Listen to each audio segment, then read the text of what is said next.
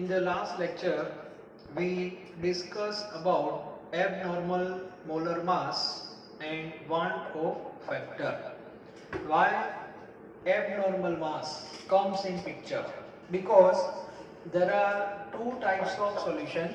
One is ideal, another is non-ideal. Again non-ideal divide into two category. Solute undergoes dissociation and solute undergoes association. In that case, whatever molar mass obtained with the help of colligative property, that is not normal.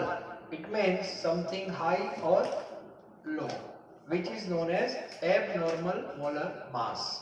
And we have one factor, want of factor, which is used to convert abnormal molar mass into normal molar mass.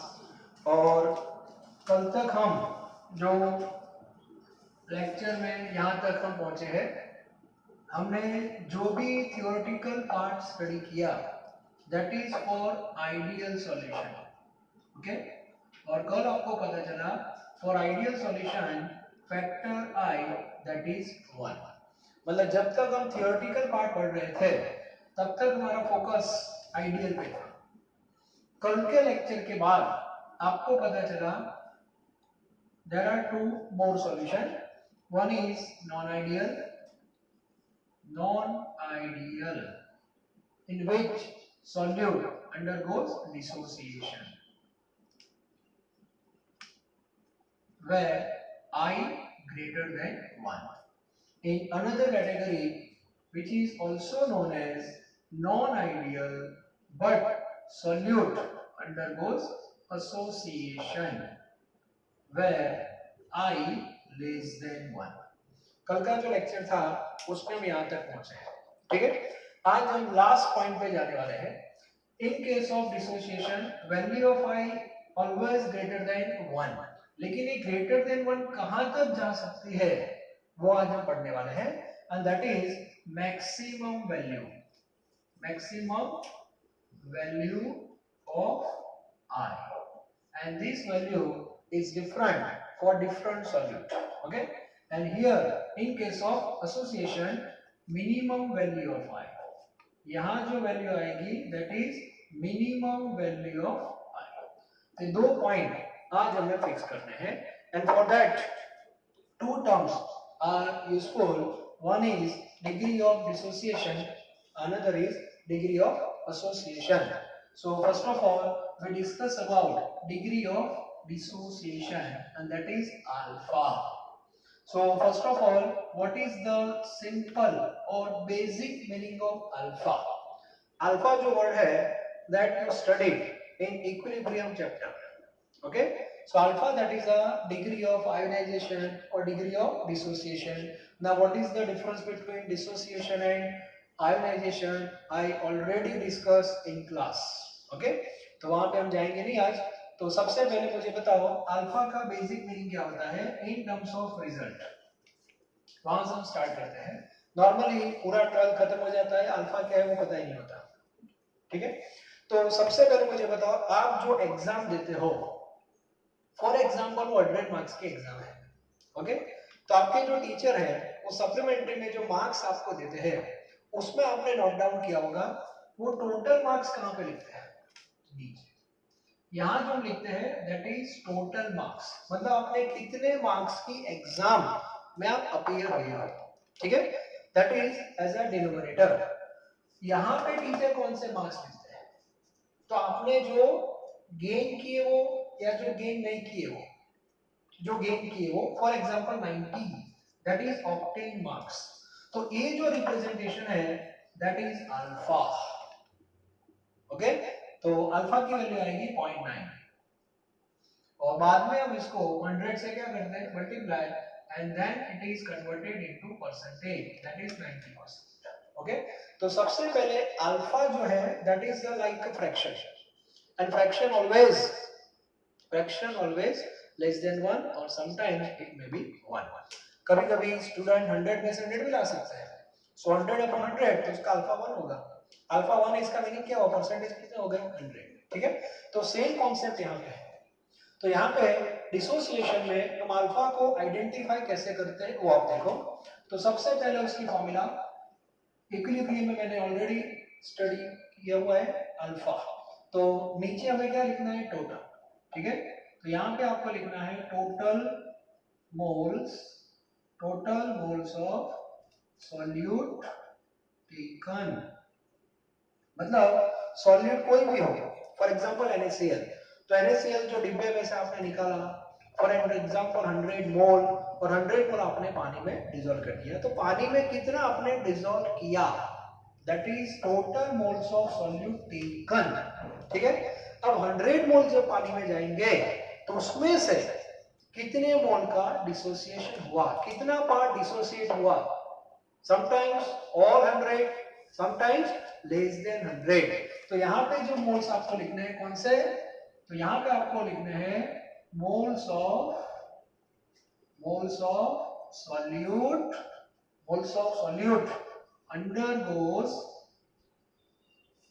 undergoes dissociation। For example NaCl के कितने मोल लिए, 100 लिए, ठीक है। तो 100 नीचे है, out of 100 only 90 moles undergoes dissociation, so you have to mention 90 here, so alpha that is 0.9, okay. So this is the simple way of alpha, okay. Now mathematically you have to write this formula according to this chapter. So alpha is equal to, in terms of factor, that is I minus 1 upon n minus 1. So this is a mathematical formula, or you can say relation between alpha and factor I. Alpha, that is degree of dissociation, I want of factor, and what is the meaning of n? So here n is number of ions dissociated, and that is fixed for each solute. For example, we have NaCl. So in NaCl, Na plus n, Cl minus. So here n is equal to 2. Okay. For example, BaCl2. So BaCl2, Ba2 plus 2Cl minus. Total ion 3. So here you have to take n is equal to 3. So what is the meaning of n? That is important. Number of ions dissociated. Number of ions produced, not dissociated. Number of ions produced. Okay. So this is the formula. Okay. अब देखो dissociation का concept clear हो गया कि value of i always greater than 1, वो fix है। अब greater than 1 कहां तक जाएगा, that is the maximum value, तो वो आपको फाइंड करनी है i की मैक्सिमम वैल्यू, ओके। तो उसके लिए दो केस है, केस 1, इफ एग्जांपल ले रहा हूं साथ में NaCl का, if NaCl 90%, first thing 100%, if NaCl 100% dissociated, इसका मीनिंग क्या हुआ, NaCl आपने 100 मोल डिसॉल्व किया, all 100 mole undergoes dissociation, it means alpha becomes 1, alpha 1. Now put the value of alpha here, so alpha, that is a 1 is equal to I minus 1 upon n fixed. For NaCl that is equal to 2 minus 1, so I is equal to 2, and that is equal to n. It means in case of 100% dissociation, value of I and n both are equal. तो NaCl का n कितना है, that is fixed. NaCl का n 2 है, तो NaCl का I कितना आया, 2, and this value is maximum value. Okay, it means if NaCl undergoes 100% dissociation, then value of I is equal to 2. This is case 1. Okay, now case 2. For example, NaCl 90% dissociated, not 100%.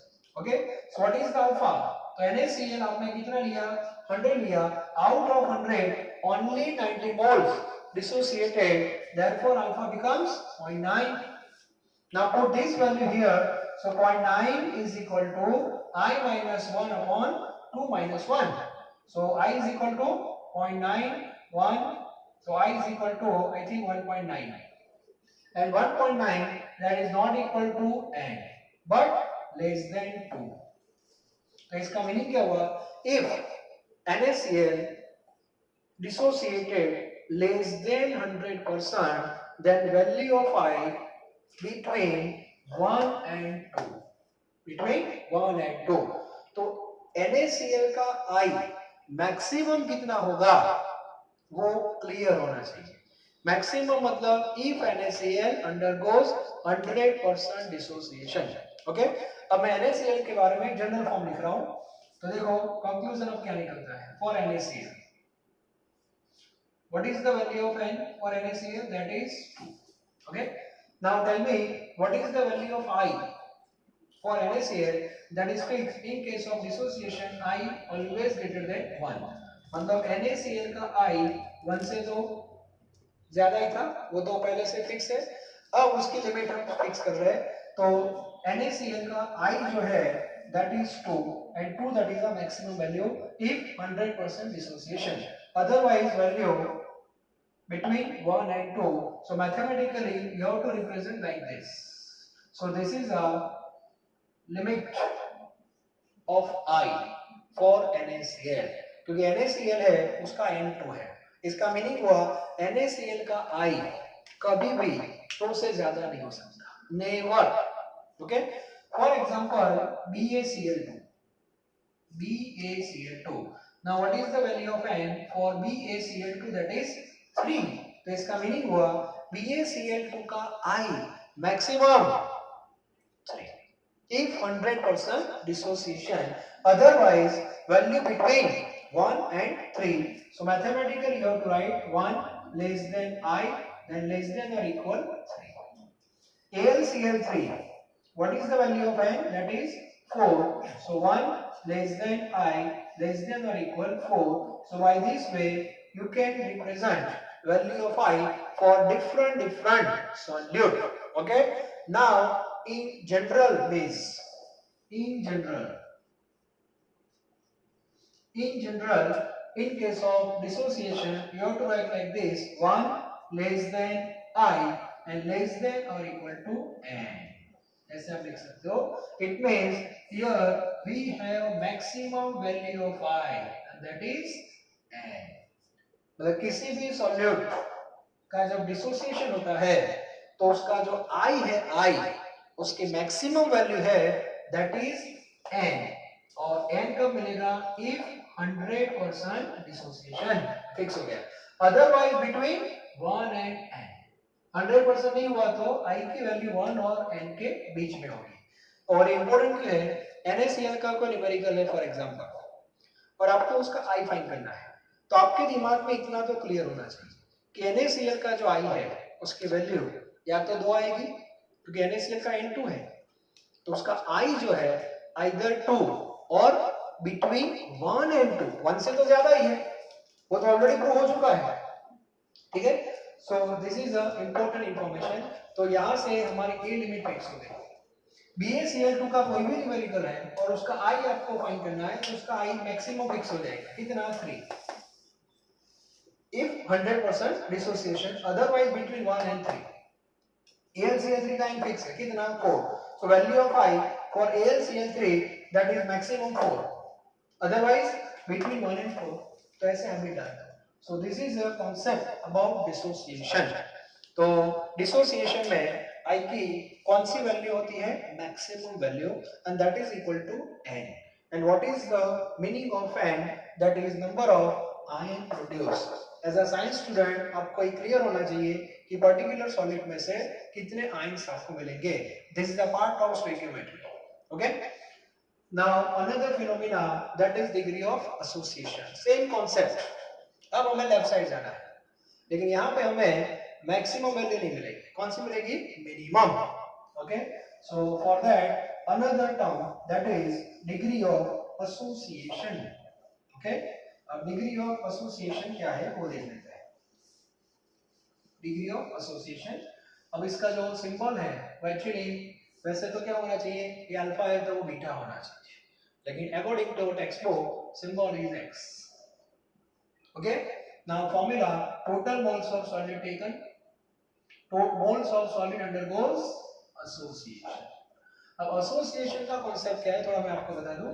मान लो कि आपके पास 100 molecules है, 100 molecules आपने dissolve किए acidic acid in water नहीं, in benzene. Okay, और जैसे ही benzene में 100 मॉलिक्यूल डिसॉल्व हुए, convert into dimer form like this. This phenomena is called association. और डाइमर आपको कितने मिले? 50। इसका मीनिंग क्या हुआ? 100 मॉलिक्यूल जो पहले थे वो तो डिस्क्रीट थे, वो तो सेपरेट थे, और in contact with benzene what happen? Convert into dimer form. मतलब सारे मॉलिक्यूल ऐसे कपल फॉर्म में आ गए। मतलब एक भी मॉलिक्यूल अभी डिस्क्रीट फॉर्म में नहीं है, वो सेपरेट नहीं है, मतलब सबकी शादी हो गई ऐसा मान लो। ठीक है, तो 100 में से डाइमर कितने हो गए? 50। This is the meaning of 100% association. इसका मीनिंग ऐसा हुआ, ये एसोसिएशन है, डिसोसिएशन है। डिसोसिएशन में क्या होता है? 100 कन्वर्ट इनटू 200 जो भी है, ठीक है। तो ये दोनों का कॉन्सेप्ट पहले क्लियर होना चाहिए। Now mathematical formula of x। So formula like this, नीचे जो है वो तो n-1 ही है, आगे आपने क्या लिखा था? i-1। So here you have to mention 1 minus i and n. x is degree of association, I want to factor always less than 1, not greater than 1. less than 1 already prove हो चुका है। Okay, और यहाँ पे n क्या है? n means number of molecules, number of molecules associated. For example, 2 molecule associated and form dimer. So for dimer n is equal to 2. Sometimes trimer, so n is equal to 3. Sometimes tetramer, so n is equal to 4. So by this way you can represent n. A very important. Okay, now we have to take one example of say acetic acid in benzene. So first case, that is 100% association like this, 100 to 50. Okay, so what is the value of x? That is 1. So put x equal to 1. So 1 is equal to n. n fix है, कितना dimer form है? Dimer form मतलब 2, 1 minus I upon 2 minus 1. n2 लेना है dimer. Okay, so 2 minus 1 1, so 1 by 2, that is 1 minus I. Therefore I is equal to 1 by 2. 1 by 2 means 0.5, and 0.5 that is equal to minimum value of I. तो 1 by 2 जो है वो minimum value हो गई, 1 by 2 dimer में 1 by 2 minimum value if 100% association. Second case, अब दिमाग लगाओ थोड़ा, 100% में आंसर कितना आया? 1 by 2. Now in less than 100% आपका जो आंसर है वो किस रेंज में आएगा? Between this. Okay, between this का मीनिंग क्या हुआ? ये 0.5 है और ये 1 है, तो 0.5 और 1 के बीच में आना चाहिए, मतलब 0.6, 0.7, 0.75 whatever. Now we have to check.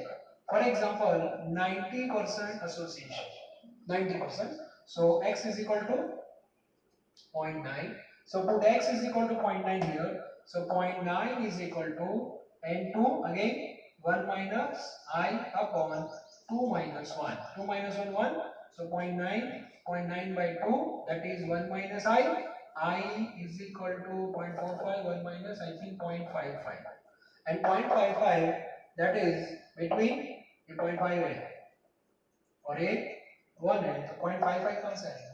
0.5 और 1 के बीच में आएगा। ठीक है, तो ये जो रेंज है वो आपकी क्लियर होनी चाहिए। तो एसोसिएशन में आई की कौन सी वैल्यू आपको मिलेगी?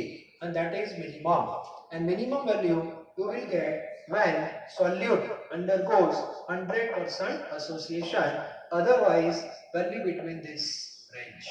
Okay, so इसको जनरल फॉर्म में हम आइडेंटिफाई करते हैं। चलो सबसे पहले डाइमर जो है उसका n क्या होगा? 2। डाइमर जो है उसका n क्या होता है? 2। ठीक है, तो सबसे पहले उसकी रेंज हम कैसे सेट करते हैं? तो i की वैल्यू 1 से तो क्या है? कम ही है, that is already set, less than 1। ये 1 है, ये i इस रेंज में है, हां लाइक दिस। तो यहां पे 1 आ गया और यहां पे आई है। अब आई मिनिमम कहाँ तक जा सकता है? डाइमर में 1/2, तो ये 2 है उसको ऐसा लिख सकते हैं 1/2। डाइमर है तो n इज इक्वल टू 2। चलो ट्राइमर है तो n इज इक्वल टू 3, तो रेंज क्या होगी यहाँ पे 1/3 I1। टेट्रामर है तो n इज इक्वल टू 4, तो यहाँ पे 1/4 I less than 1। In general 1/n। In general देखो डाइमर है तो 1/2, ट्राइमर है तो 1/3 और n क्या है? Number of molecule associated. So in general you have to write 1/n less than I और यहाँ पे 1। So this is a general form. Okay, तो दोनों कॉन्सेप्ट आपके क्लियर होने चाहिए। तो डिग्री ऑफ डिसोसिएशन क्या है और डिग्री ऑफ एसोसिएशन क्या है, ये पूरा कॉन्सेप्ट क्लियर होना चाहिए। जब हमने कॉलिगेटिव प्रॉपर्टी स्टार्ट की थी थ्योरेटिकल बेस पे, वहां पे हम जो एग्जांपल लेते थे वो आइडियल का था, और वहां पे आइडियल में मैंने सॉलिड लिया था ग्लूकोज और उसका आई कितना था? 1 था, यहाँ पे था। कल लेक्चर में पता चला आई राइट में भी जा सकता है, लेफ्ट में भी जा सकता है, in case of dissociation, in case of association. आज हमें पता चला कि आई डिसोसिएशन में मैक्सिमम कहां तक जा सकता है? Up to n। ओके, और एसोसिएशन में आई कहां तक जा सकता है? Minimum up to 1/n। Okay, तो दोनों रेंज जो है वो आपकी क्लियर होनी चाहिए। ठीक है, दोनों को कंबाइन नहीं कर सकते, दोनों की सेपरेट रेंज हो जाती है। तो डिसोसिएशन की रेंज फिर से रिपीट कर रहा हूँ, यहाँ पे 1 है कि नहीं? 1, तो 1 सेंटर में ही है, तो यहाँ से आगे जाएंगे लाइक दिस, तो ये डिसोसिएशन की रेंज है।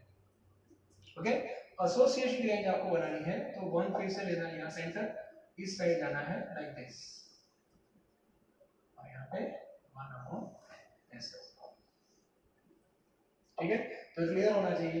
ये 1 जो है that is ideal, A part है वो डिसोसिएशन का है और ए पार्ट है वो एसोसिएशन का है।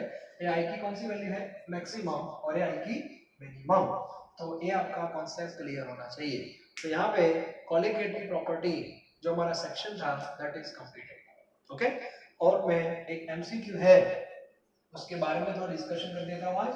कल से हम एक लेक्चर न्यूमेरिकल का सेट कर रहे हैं, जिसमें पार्ट 3 के जो भी न्यूमेरिकल्स है उसके बारे में हम डिस्कस करेंगे। तो एमसीक्यू आपको ऐसे बहुत मिलेंगे। नॉर्मली जब हम थ्योरी पढ़ते हैं, थ्योरी जब पढ़ते हैं तो कंपैरिजन किसके बीच में हमने की थी? सॉल्वेंट, प्योर सॉल्वेंट और सॉल्यूशन के बीच में। ओके, जैसे हमने पहले कौन सा पढ़ा था parameter? VP means vapour pressure. तो प्योर सॉल्वेंट का वीपी कितना था? P1 नॉट, और ये था P1। Which one is more and which one is less? So we know vapour pressure of solution is less like this. और solution का VP कम क्यों हो गया था? Because of solute. तो सॉल्वेंट में जब सॉल्यूट की एंट्री होती है तो उसका वीपी क्या हो जाता है? कम हो जाता है। तो रिलेशन आपको पता है। ओके, बाद में आपने पढ़ा बॉइलिंग पॉइंट। बॉइलिंग पॉइंट जो है इसका टीबी नॉट है और इसका टीबी है, तो सॉल्यूट आने से बॉइलिंग पॉइंट क्या हुआ था? इंक्रीज हुआ था। ओके, बाद में आपने पढ़ा freezing point that is FP, TF not और टीएफ। फ्रीजिंग पॉइंट क्या होता है? डिक्रीज होता है लाइक दिस। और लास्ट में आपने पढ़ा OP, OP means osmotic pressure. तो इसका ऑस्मोटिक होता ही नहीं है, इसका पाई का मतलब इंक्रीज होता। ठीक है, तो दो प्रॉपर्टी आप देखो, दो प्रॉपर्टी इंक्रीज हो रही है, boiling point and osmotic pressure, और दो प्रॉपर्टी आप देखो डिक्रीज हो रही है सॉलिड के बेस पे। तो ये चारों जो पैरामीटर है उसमें आपने नोटिस किया होगा दो parameter temperature, boiling point and freezing point that represent temperature, and VP and OP represent pressure. ठीक है, और रिलेशन कैसा है वो भी आप देख सकते हो, डायरेक्टली भी है और इनडायरेक्टली भी है। तो जब हम थ्योरी पार्ट पढ़ते हैं तो कंपैरिजन सॉल्वेंट और सॉल्यूशन की होती है, लेकिन ये लोग जो एमसीक्यू हमारे सामने लाते हैं उसमें जो 4 ऑप्शन होंगे उसमें चारों सॉल्यूशन होंगे। ठीक है, तो क्वेश्चन देखो कैसे होता है वो देख लो। फॉर एग्जांपल यहाँ पे मैं आपको 4 सॉल्यूशन दे रहा हूँ।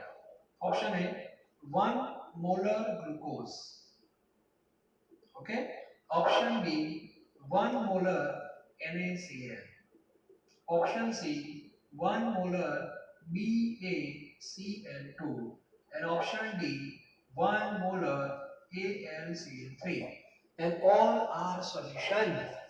And question is which of the solution which of the following solution has maximum Vp, minimum Vp, maximum boiling point, minimum boiling point, maximum freezing point, minimum freezing point, maximum osmotic pressure, minimum osmotic pressure.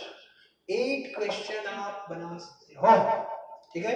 तो ऐसे question को solve कैसे करना है, तो सबसे पहले ये चारों सॉल्यूशन है, ठीक है। ये सॉल्यूशन आइडियल है ग्लूकोज, और ये तीनों नॉन आइडियल। नॉन आइडियल में किस कैटेगरी में? Undergoes dissociation, and qualitative property depends on number of particle. ये भी क्लियर होना चाहिए। अब आपको लगेगा कि सर ये चारों सॉल्यूशन है, चारों का कंसंट्रेशन सेम है, 1 मोलर 1 मोलर, तो चारों की प्रॉपर्टी सेम ही होगी। ऐसा नहीं है। ये जो कंसंट्रेशन आपको दिया है that is based on preparation. 1 molar glucose solution बनाया कैसे? तो 1 मोलारिटी मींस 1 मोल ग्लूकोज डिसॉल्विंग 1 लीटर सॉल्यूशन। मतलब ये सॉल्यूशन जब बनाया तो पानी कितना लिया? 1 लीटर, और ग्लूकोज कितना डिसॉल्व किया? 1 मोल।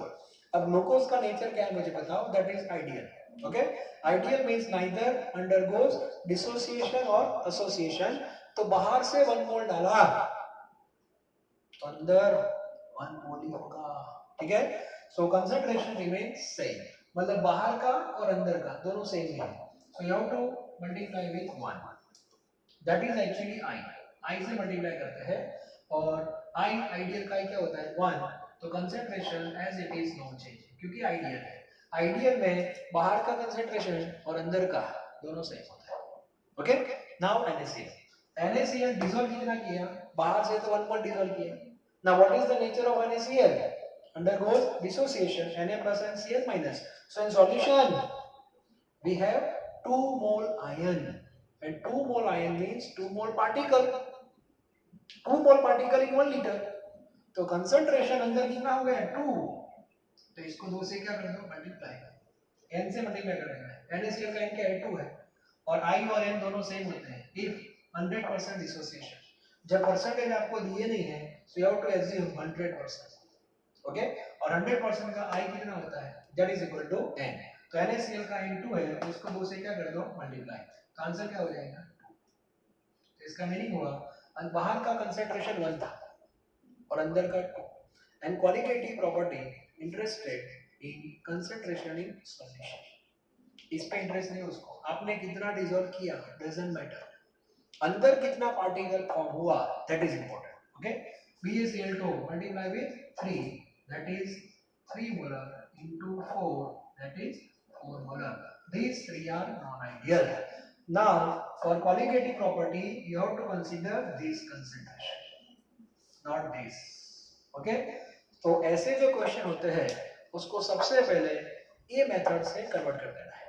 ये जो कंसंट्रेशन है वो सेम भी हो सकता है, डिफरेंट भी हो सकता है, doesn't matter, you have to just multiply, और ये मल्टीप्लाई जो आप करते हो that is with I, that is a factor, और I और n दोनों सेम होते हैं। if 100% तो जो n है वही I होगा।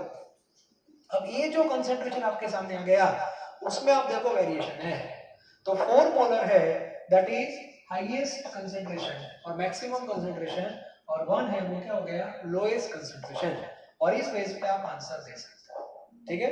अब क्वेश्चन को सॉल्व कैसे करना है? फर्स्ट टाइम आप सॉल्व कर रहे हो तो मैं आपको मेथड बता रहा हूं। ये चारों सॉल्यूशन आपने, पहला सॉल्यूशन किसका है? ग्लूकोज का है, दूसरा है NaCl का, नेक्स्ट BaCl2 और AlC, ठीक है। ओके, बताओ मल्टीप्लाई करने के बाद ये कंसंट्रेशन कितना हो गया? पहले 1 था, 1 का 1 ही हुआ, ये 1 था, 1 का कितना हो गया? 2, ये हो गया 3 और ये हो गया 4। ओके, ये चारों सॉल्यूशन आपने कहां पे बनाए हैं? वाटर में बनाए हैं। तो वाटर की कंपेयर में तो क्या चेंज है आपके सामने? सबसे पहले हम बात करते हैं vapour pressure. Okay, according to theory vapour pressure of solution is less than pure solvent. इसका मीनिंग हुआ ये चारों का जो Vp होगा वो तो वाटर से तो कम ही होगा। मुझे बताओ प्योर वाटर का Vp कितना एज्यूम किया था हमने? प्योर वाटर का Vp हमने एज्यूम किया था 18 ml। ओके, तो ये चारों सॉल्यूशन का Vp 18 ml से क्या होगा? वो तो कम ही होगा। तो ग्लूकोज का कितना कम हुआ था? मैंने एग्जांपल लिया था आइडियल में 17.5। ओके, चलो अब NaCl में कंसंट्रेशन ग्लूकोज से भी ज्यादा है, तो सॉलिड बहुत ज्यादा है, तो इसका Vp तो ग्लूकोज से भी कम होगा, फॉर एग्जांपल 17, इसका Vp उससे भी कम होगा, फॉर एग्जांपल 16.5, और इसका सबसे ज्यादा कम होगा, for example 16. Now see the comparison. Okay, so which one is lowest value and which one is highest value? So this one is highest, this one is lowest. So question is which of the following solution? Question is which of the following solution has maximum Vp? तो maximum Vp किसका हुआ? Maximum Vp किसका हुआ? This one. Okay, तो ये जो glucose का solution है इसका Vp क्या होगा? Maximum Vp. कंपैरिजन है. ओके, और इसका Vp क्या होगा? मिनिमम. ये मिनिमम होगा. ठीक है, तो इस बेस पे क्वेश्चन हम सॉल्व कर सकते हैं. बाद में दूसरी प्रॉपर्टी थी बॉइलिंग पॉइंट. मुझे बताओ प्योर वाटर का बॉइलिंग पॉइंट क्या है? प्योर वाटर का बॉइलिंग पॉइंट है 100. Okay, after adding solute boiling point increases. It means ये चारों सॉल्यूशन है, इसका बॉइलिंग पॉइंट 100 से क्या होगा? ज्यादा ही होगा. तो ग्लूकोज का बॉइलिंग पॉइंट 100 से ज्यादा मतलब 100.1. अब NaCl में ग्लूकोज से भी ज्यादा पार्टिकल है, डबल है, फॉर एग्जांपल 100.2, यहाँ पे 100.3 और यहाँ पे 100.4. So which one is highest? Compare these four values. So this one is highest. इसका मीनिंग हुआ AlCl3 है, उसका बॉइलिंग पॉइंट क्या होगा? मैक्सिमम बॉइलिंग पॉइंट, और इसका बॉइलिंग पॉइंट क्या होगा? मिनिमम. ओके, बाद में फ्रीजिंग पॉइंट का concept that is like evaporation. क्योंकि फ्रीजिंग पॉइंट क्या होता है? डिक्रीज होता है. तो प्योर वाटर का तो 0 था, तो ये चारों का 0 से क्या होगा? कम होगा. इसका सपोज -0.2 है, -0.3, -0.4, -0.5. सबसे ज्यादा डिक्रीज किसका होगा? AlCl3 का. तो ये वैल्यू मिनिमम हो गई, तो ये मिनिमम Fp और ये मैक्सिमम Fp होगा. और OP हाईएस्ट होता है क्योंकि इंक्रीज हो रहा है. तो मान लो कि इसका OP2 है, इसका 3, इसका 4 और इसका 5 कंपेयर टू वाटर, तो मैक्सिमम ये होगा. मैक्सिमम OP और ये मिनिमम OP. तो इसका अब फाइनल मैं आपको कॉन्सेप्ट लेकर देता हूं. जो सॉल्यूशन का कंसंट्रेशन हाई है, कंपैरिजन में हाई है, इसकी दो प्रॉपर्टी मैक्सिमम है और दो प्रॉपर्टी मिनिमम है. तो इसकी मैक्सिमम प्रॉपर्टी कौन सी? बॉइलिंग पॉइंट है OP, जो ऊपर जा रही है वो, और जो नीचे आ रही है वो मिनिमम है, BP और FP. ठीक है, और जिसका कंसंट्रेशन लो है इसमें भी है दो मैक्सिमम और दो मिनिमम. यहाँ जो मैक्सिमम है इसके लिए मिनिमम, और यहाँ जो मिनिमम है इसके लिए मैक्सिमम है. तो इस टाइप के MCQ इन फ्यूचर आपको सॉल्व करने हैं. लेकिन ये जो डायग्राम मैंने आपके सामने रखा है ये कहीं एक कॉर्नर में सेट कर देना माइंड में. ठीक है, ज्यादातर स्टूडेंट को ये जो बॉइलिंग पॉइंट और OP में कोई दिक्कत नहीं आती. हाँ, जिसका कंसंट्रेशन ज्यादा उसका बॉइलिंग पॉइंट OP मैक्सिमम. लेकिन जब VP और FP का क्वेश्चन आता है तब कंफ्यूजन होता है, क्योंकि जहां वहां पे उल्टा होता है, जिसका कंसंट्रेशन ज्यादा होता है वो मिनिमम हो जाता है. तो ये थोड़ा डायग्राम भी आप माइंड में सेट करके रखना. तो ऐसे क्वेश्चन बहुत आपको मिलेंगे कंसंट्रेशन में, पर्टिकुलरली कॉलिगेटिव प्रॉपर्टी. तो मेथड क्या है? सबसे पहले ये चारों जो कंसंट्रेशन है उसको पहले कन्वर्ट कर दो बाय मल्टीप्लाइंग विद I, और I और N दोनों क्या लेने हैं? सेम लेने हैं. N क्या है वो आपको पता है. सो जो प्रिपरेशन बेस्ड जो कंसंट्रेशन है उसको क्वालिटेटिव के बेस पे क्या कर दो? कन्वर्ट कर दो. इसमें आप देखना आपका आंसर जो है या तो हाई कंसंट्रेशन वाला होगा या तो लो वाला होगा. वो फैक्ट है. बीच वाले आंसर नहीं आएंगे, पॉसिबल है ही नहीं, क्योंकि क्वेश्चन का फॉर्मेट क्या होता है? Maximum minimum, maximum minimum, maximum minimum, maximum minimum. इसमें टोटल कितने MCQ हो गए? 8 MCQ. ठीक है, सो this is the colligative property. अब आपको पता चलेगा colligative property depends on number of particle, and particle में भी आयन, में भी मॉलिक्यूल, में भी डाइमर. पार्टिकल जितने ज्यादा उतनी दो इफेक्ट इंक्रीज होती है और दो इफेक्ट डिक्रीज होती है. ठीक है, तो पार्ट 3 हमारा यहाँ पे कंप्लीट हुआ है. नेक्स्ट लेक्चर जो हमारा होगा वो न्यूमेरिकल बेस पे होने वाला है. तो कॉलिगेटिव प्रॉपर्टी के जो भी न्यूमेरिकल है, जो कुछ टिपिकल हो गए, टफ हो गए, ऐसे कुछ क्वेश्चन है, तो मैं कल यहाँ पे आपको सॉल्व करवाने वाला हूँ। उसकी जो शीट है वो ग्रुप में आपको मिल जाएगी कि कौन से न्यूमेरिकल मुझे करवाने हैं। तो वो न्यूमेरिकल जो है वो आप फोन में, दूसरे फोन में ले लेना, डाइवर्ट कर देना, और ये लेक्चर जब आप देख रहे हो तो साथ में उसका क्वेश्चन भी होना चाहिए, तभी आपको थोड़ा पता चलेगा। ठीक है, thank you very very much.